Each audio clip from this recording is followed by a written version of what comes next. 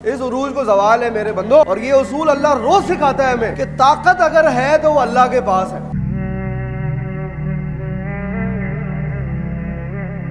کہ مادی جو زندگی ہے انسان کی، جس میں اللہ تعالیٰ نے انسان کو جسمانی طاقت دی ہو، سیاسی طاقت دی ہو، معاشرتی طاقت دی ہو، خاندانی طاقت دی ہو، پی آر موجود ہے جی، ایک کال کروں گا فلاں تھانہ میں انگیج ہو جائے گا، ایک کال کروں گا 50 بندہ آ جائے گا، ایک کال کروں گا 200 کلیشنز نکل آئیں گی۔ تو اللہ تعالیٰ بیان کر رہے ہیں کہ ایک وقت کے بعد اس عروج کو زوال ہے میرے بندو، یاد رکھنا۔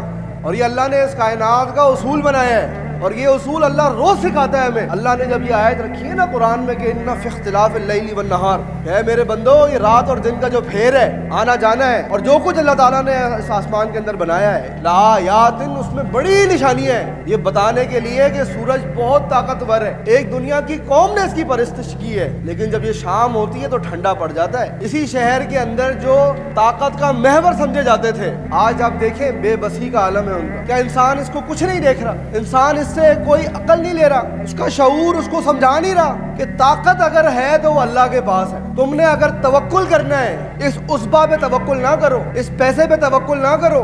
2009 کا دھماکہ دیکھا ہے کراچی نے، جب بڑے بڑے دینے والے ہاتھ اگلی صبح مانگنے والے ہاتھ بن گئے تھے، کیا تم بھول گئے؟